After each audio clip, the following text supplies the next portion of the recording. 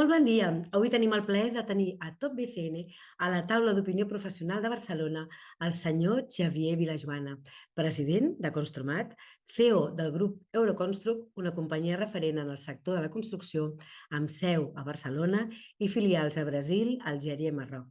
També és president de l'Associació de Promotors i Constructors d'Edificis de Catalunya, ACCE. És enginyer industrial per la Universitat Politècnica de Catalunya, diplomat en Ciències Empresarials i llicenciat en ADE i en Humanitats per la Universitat Oberta de Catalunya, la mateixa universitat on cursà el grau d'Enginyeria Informàtica. Des del 2004, Vilajoana és administrador únic de la companyia del grup Euroconstruct, que va néixer el 1974 com a constructora per a tercers, que al llarg de 46 anys ha construït hotels, hospitals, naus industrials i fins i tot oficines. La seva influència l'ha fet ser vicepresident de l'Associació de Promotors de Catalunya. Abans de ser director, Vilajoana era jugador de futbol. Va formar part de la Masia i va arribar a jugar en el Barça C, fins al 1994, que va marxar a l'Hospitalet. El 1997 va tornar a la institució catalana, però per jugar a l'equip de futbol sala, en què va militar fins al 2001. Vilajoana va entrar a formar part de la direcció del Futbol Club Barcelona el 2003 amb Joan Laporta i és un dels que va marxar el 2005 després de la separació entre Sandro Rossell i l'advocat. Va tornar al Club Blaugrana el 2010 i ha estat un dels homes de confiança de Rossell primer i de Bartomeu després. Ha estat responsable del futbol formatiu i va assumir el càrrec de responsable del Barça B i del futbol femení durant molts anys. Jo la veig petita. Jo crec que quan es parla de Barcelona hauríem d'acostumar-nos a parlar de la gran Barcelona. Al final, Barcelona té les connotacions que té la superfície que té, i per tant hem de pensar més enllà que no només el municipi. Jo sempre poso un exemple, que és que quan anem a Londres i mirem a quin aeroport volem aterrar, moltes vegades hem aterrat a Stansted, i per fer una comparativa, Stansted estaria a 20 quilòmetres de Girona. És a dir, i ningú es planteja que quan se'n va a l'aeroport de Stansted està anant fora o que aterra fora de Londres, no? I és perquè les distàncies les hauríem de comptar en minuts i no en quilòmetres. Quan ens posem tots plegats amb això, segurament deixarem enrere molts dels problemes que tenim a la ciutat de Barcelona. Principalment que escoltessin i que es deixessin assessorar, informar pels que realment en saben o es dediquen o que tenen la capacitat productiva. Al final, els habitatges els fan els promotors privats, els públics en fan molt poquets, malauradament, i en fan molt poquets perquè s'inverteix molt poc. També els dic sempre que puc que potser hauríem de parlar de la vivenda i de l'habitatge durant un any i deixar-ne de parlar més, que no estan parlant malauradament cada 4 anys que hi ha canvis de govern. A veure, els col·legis per definició han de donar suport i assessorament als seus col·legiats. El que sí que és veritat que jo soc molt partidari de la pedagogia, de la informació, del coneixement i per tant tot el que sigui explicar i informar tant els col·legiats com els clients d'aquests col·legiats, jo crec que és de les tasques més importants i més farragoses que teniu com a col·legi. A veure, jo crec que més que la creació de noves associacions, i això que en represento a una de molt important, jo crec que l'important és el diàleg i el compartir experiències, compartir informació, perquè és veritat que com més transversal és una associació, hi ha vegades que és més difícil posar d'acord en certs àmbits, no? Vull dir, això passa a tot arreu. Per tant, jo crec que el que sí que és veritat que ens uneixen molts punts en comú. Jo crec que el que s'hauria de fer i el que s'ha de seguir fent és precisament amb tots aquells aspectes que es tenen interessos comuns, doncs escolta'm, anar de la mà, que de fet és com estem funcionant fins ara. No, em defineixo com una persona molt optimista i molt inquieta. Jo crec que això està molt idealitzat. No crec que en general la gent descobreixi, s'aixequi un dia i descobreixi la seva vocació. En el meu cas jo crec que va ser per inèrcia i per història familiar. A veure, ara mateix, després de la guerra d'Ucrània, va haver-hi un augment significatiu dels preus, sobretot degut a l'augment del preu de l'energia, i costava aconseguir subministres. És veritat que ara això ja s'ha aturat, s'ha esmorteït, la tendència és de bastanta estabilitat, el que sí que és veritat que hi ha molts dels preus que es van enfilar en aquell moment que no han tornat a baixar. Però ara mateix no hi ha excessius problemes derivats precisament de la guerra d'Ucrània. El que sí que és veritat que en tenim d'altres, com és una manca de mà d'obra molt important que fa que els preus no puguin baixar. Ha de ser un dels dinamitzadors. Al final contribuïm al voltant d'un 10% al PIB al sector i és inevitable que sigui un dels motors de l'economia. Per tant, sí, jo crec que és un sector que abasteix molts subsectors, molt transversals. És un sector que perquè ens fem una idea, per cada habitatge que es construeix genera 2,5 llocs de treball.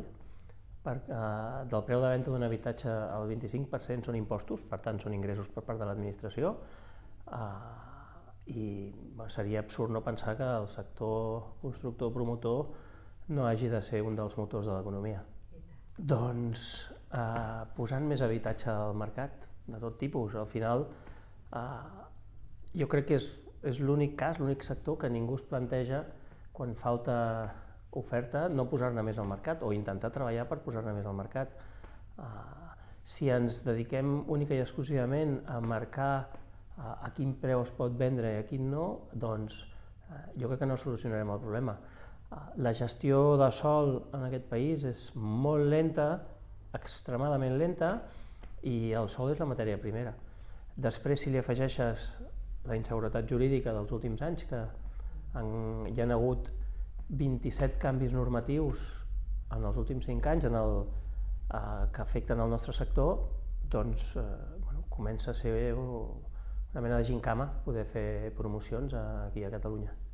Sí, la veritat és que la gent, quan s'anuncia un canvi legislatiu, fins que la gent no sap el contingut exacte, la lletra petita o la menys petita, doncs la gent s'espera. Al final el nostre sector és un sector molt intensiu en capital i òbviament ningú es juga els diners sense saber quines seran les normes del partit, i ara que en breu hi haurà el seu desplegament o l'aprovació pel seu desplegament aquí a Catalunya, doncs veurem les conseqüències que té. Jo ho he dit des que la van publicar i es va anunciar que creia que no és una llei que ajudi precisament a resoldre els problemes que tenim en l'accés a l'habitatge. Segurament és una pregunta que no hauríeu de fer els promotors privats, perquè els promotors privats en els últims anys hem construït el 80% dels habitatges de protecció oficial que s'han fet a Catalunya. Per tant, nosaltres sabem com es fan i els sabem fer. Ens hauríem de plantejar per què l'administració no té un parc d'habitatges de lloguer social en aquest cas, com tenen altres països. I la resposta és relativament senzilla. No es fan polítiques d'habitatge si no s'inverteix. I tenim un pressupost en habitatge, en vivenda, que és un 10% del que tenen els països del voltant. Els països que a mi a vegades em fa molta gràcia quan ens volem emmirallar amb Àustries, Vienes, Berlins, etc. Però clar, són ciutats o estats o comunitats o lands que porten 25 anys, 30 anys fent polítiques d'habitatge, i quan dic fent polítiques d'habitatge vull dir fent la política i invertint des de l'administració, i això és quelcom que aquí no s'ha fet mai. A veure, al final el preu de l'habitatge per arribar a un preu d'habitatge hi ha moltes components, hi ha moltes variables. Una d'elles és el que el mercat està disposat a pagar per aquell habitatge, els costos, i aquests costos en els últims anys s'han anat incrementant, i al final és la disponibilitat de sòl.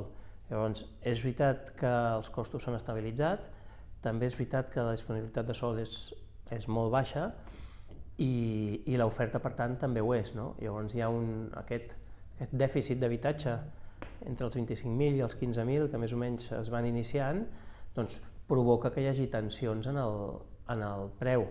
Però nosaltres creiem que els preus aniran augmentant, però poc significativament.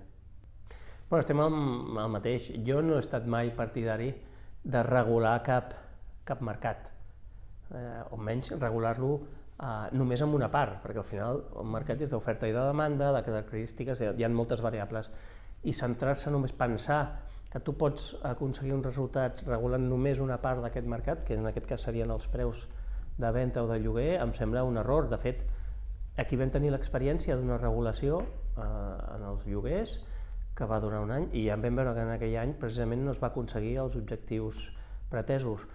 A més, encara em sembla més greu o més irresponsable que intentin regular un mercat d'habitatges d'ús turístics sense tenir en compte els municipis, que al final són els que coneixen més la seva activitat, quins habitatges tenen, quins tipus, quines necessitats de places hoteleres tenen, quants llits falten.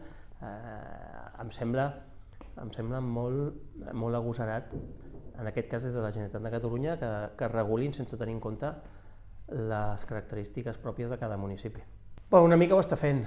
El que passa que també és veritat que costa que arrenqui i pateix les conseqüències d'un urbanisme que tenim que és molt antic, que és, des del meu punt de vista, caduc, que no està adaptat a les noves necessitats. Aleshores, hi ha moltes promocions o molts projectes que no és possible encara fer-ho 100% industrialitzat. És veritat que es pot industrialitzar a mitges, no? A trossos, vull dir, hi ha moltes diferents tipus d'industrialitzacions, però jo crec que hem d'anar cada vegada més cap aquí perquè, com t'he dit abans, cada cop costa més trobar mà d'obra i oficis i gent que sàpiga dels oficis de la construcció. Per tant, ens hem de moure per industrialitzar cada cop més el sector.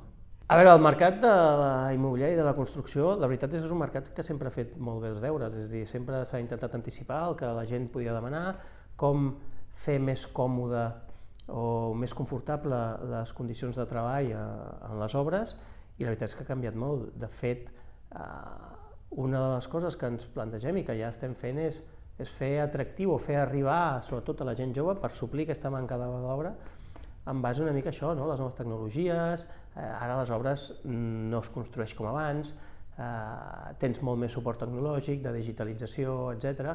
I jo crec que això el sector ha fet molt bé els deures. Sí, ja ho està. De fet, en el Saló Construmat, del qual soc president, les tres potes principals són aquestes, no? El medi ambient, la sostenibilitat, la industrialització. I la veritat que també s'han fet molt bé els deures, és a dir, ara hi ha molts, tant els fabricants de formigons, de maquinàries, com tot el procés constructiu, ja es té molt en compte la generació de CO2. Després, avui en dia no hi ha quasi cap projecte que no es plantegi o que no es faci amb una qualificació energètica A o B, que són de les més altes, bueno, les dues més altes. Per tant, és un sector que al final s'adapta al que la gent necessita, al que la gent demanda i, més important, al que el planeta ens obliga. Bueno, la veritat és que estem molt il·lusionats en aquesta 23a edició, que és la segona després de la refundació del període postpandèmic, i la veritat és que molt bé, perquè ara ja segurament creixerem amb un 50% tant de visitants com d'expositors respecte a l'edició de l'any anterior, també en metres quadrats. Ja ens en anem al pavelló 2, que té 20.000 metres quadrats, i per tant esperem que sigui un èxit com l'any passat. A veure, és un sector que s'ha de seguir movent, s'ha de seguir actualitzant, ha de seguir innovant. La combinació de les diferents solucions constructives, com és la industrialització, la construcció en fusta, amb formigó lliure de CO2, realment les possibilitats cada vegada són més àmplies I això crec que diu molt del nostre sector. Al final no es tracta, normalment no hi ha una solució única, sinó que hi ha una solució que és suma de moltes solucions petites, i jo crec que això en el sector i a Construmat es pot veure perquè ens hem trobat de diferents empreses que tenen el focus en diferents parts del que seria el període de construcció, i que entre elles se n'han adonat que compartint la informació i dir, ostres, doncs això que tu has investigat, que has descobert o que creus que funciona, juntament amb el meu, doncs fem un producte o una solució constructiva millor. Això ens ha passat i ens està passant, i això la veritat és que és digne d'elogi.